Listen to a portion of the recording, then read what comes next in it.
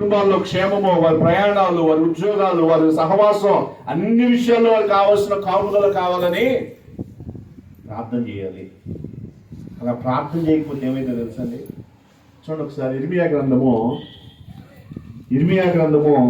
5వ అధ్యాయము 24వ వచనాన్ని ఒకసారి చూద్దాం.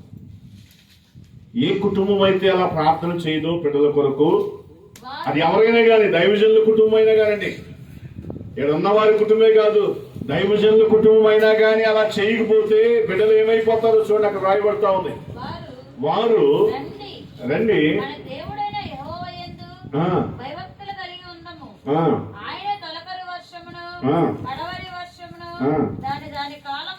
మూడో అధ్యాయము 24వ వచనం ఇర్మియా గ్రంథం.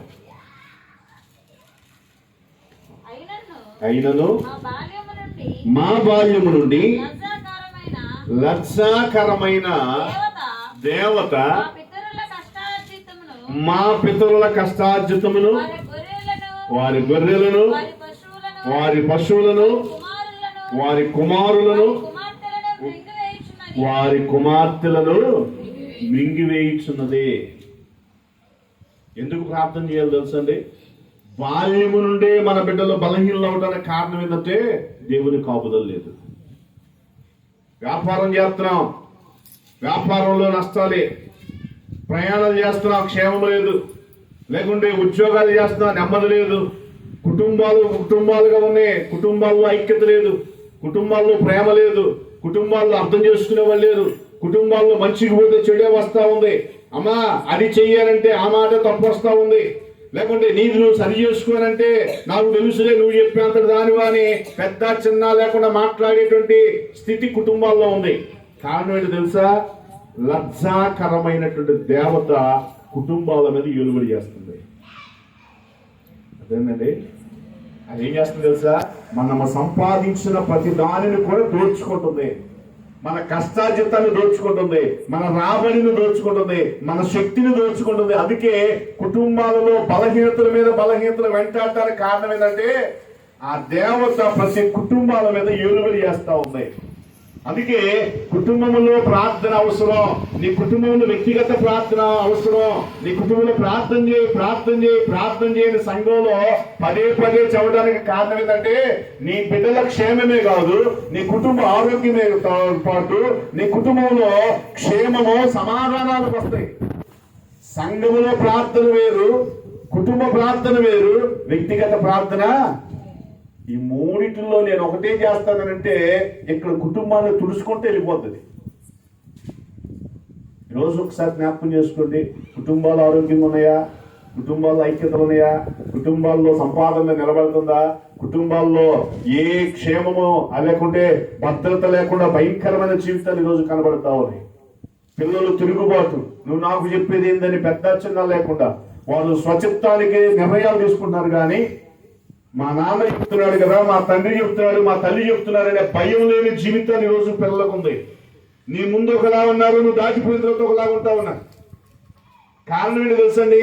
ఈ కుటుంబంలో ఎప్పుడైతే ఈ స్థితి ఉండదో ఆ కుటుంబాలు, ఏ కుటుంబమైనా కానీ, దైవజనుల కుటుంబం కావచ్చు, భక్తి పరుల కుటుంబం కావచ్చు, పుట్టుకునుండే క్రైస్తవుల కుటుంబం కావచ్చు, సంఘం వెంబడున్న కుటుంబం కావచ్చు, లేకుంటే సహవాసం ఉన్న కుటుంబం కావచ్చు, ఏ కుటుంబంలో అయితే ప్రార్థన లేదో, ఏ కుటుంబంలో అయితే కుటుంబ ప్రార్థన జరగదో, ఆ కుటుంబం కొరకు తల్లి లేచి ప్రార్థన చేయదో, ఆ తండ్రి లేచి ప్రార్థన చేయదో, ఆ కుటుంబంలో బిడ్డల జీవితాల్లో కానీ, వారి సంపాదనలో కానీ, వారు చేస్తున్న ప్రయత్నాల్లో కానీ ఆ దేవత చేసే పని తెలుసా?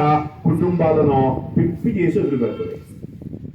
నా మాట కాదండి, ఈ మాట ఇర్మియా భక్తుడు ఆనాడే రాసిన మాట.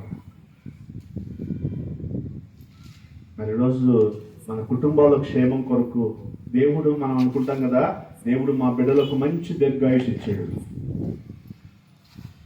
మనం ఇచ్చాడే లేదా? ఇచ్చాడు.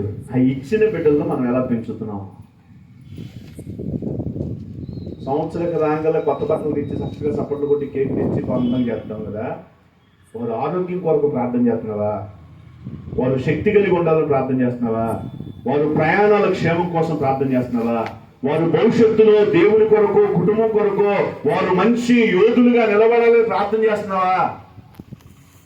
అవునండి, ఇది లేకుండా కొత్త బట్టలు తెచ్చేసి కేక్ కట్ చేసి లేకుంటే గ్రాండ్ గా మంచి ఏర్పాట్లు చేసేసి చాలా బాగా చేశాడు మా కుటుంబంలో గొప్పది చేశాడు అంటే ఆ 5 నిమిషాలు ఆ రోజు మాత్రం సంతోషం, తర్వాత మళ్ళా దుఃఖమే, మరలా తర్వాత వ్యతిరేకతే, మరలా అసమాధానమే, మరలా ఎంత ఖర్చు అయిందని ఈ ఖర్చు కోసం మళ్ళా మనస్పర్ధంలే.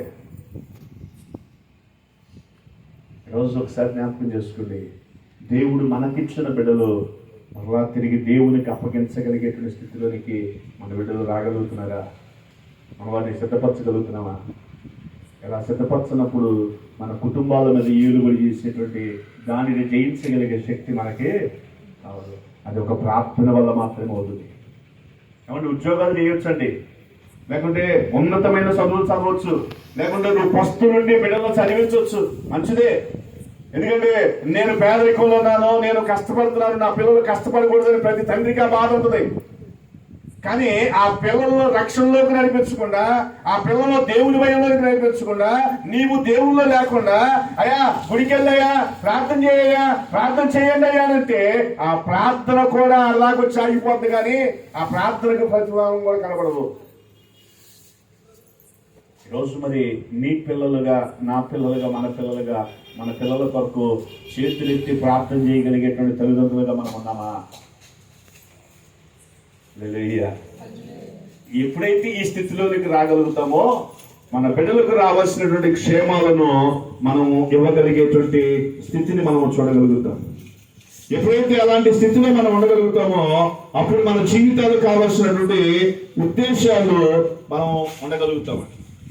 ఎందుకంటే అలాగా పెంచినటువంటి బిడ్డలు బైబిల్ గ్రంథంలో ఆది కాండం నుండి ప్రకటన గ్రంథం దాకా అనేకమైనటువంటి భక్తులు కనబడతారు. గర్భఫలం ఇచ్చారు, కానీ నా కొడుకు అని చెప్పుకోవడానికి లేకపోయినా కానీ దేవుని కొరకు పెంచింది ఒక తల్లి. నా కొడుకైనా అని స్వతంత్రంగా. మన పిల్లలకి తల్లి వెంటనే అయ్యా నా పిల్లోడు ఏడుస్తున్నాడు, నా పిల్లలు ఏడుస్తున్నాడు గబగబ వెళ్ళి పాలిస్తుంది. కానీ ఆ తల్లికి అలా నా బిడ్డ అని చెప్పుకోవడానికి ధైర్యం లేదు అక్కడ. మోషేను తల్లి సొంత బిడ్డగా పెంచలేదండి, సొంత బిడ్డగా పెంచలా, ఒక దాదిగా దాదిగా ఉండి పెంచింది. అంటే ఒక పాలిచ్చే తల్లిగా ఉండి పెంచింది. పెంచి ఎలా పెంచిందో తెలుసా? దేవుని కొరకు, అనేక ప్రజల విమోచన కొరకు ఆయన నిలబడాలని, ఇశ్రాయేలు పడుతున్నటువంటి కష్టాలకు ఆమె ఒక పాలిస్తూనే దేవుని గురించినటువంటి విశేషమైన జ్ఞానాన్ని తల్లి పాలిస్తూనే పెంచింది. ఈరోజు మరి మన బిడ్డలకు ఏమి నేర్పుతున్నాం? మన బిడ్డలు బాల్యదినముల్లోనే వారికి నేర్పవలసింది ఏంటో తెలుసండి? దేవుని గురించి నేర్పాలి వాళ్ళకి. ఏమన్నా నేర్పుతున్నాను దేవుని గురించి? నిర్గమాకాండము 1వ అధ్యాయము, అమ్మ చూడండి ఒకసారి. నిర్గమాకాండము 1వ అధ్యాయము 8-9 వచనాలు ఒకసారి చూద్దాం. అప్పుడు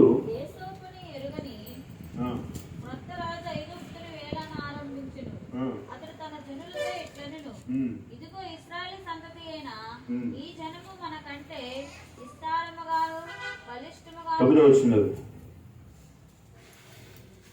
నిర్గమాకాండము 1వ అధ్యాయము 9వ వచనం.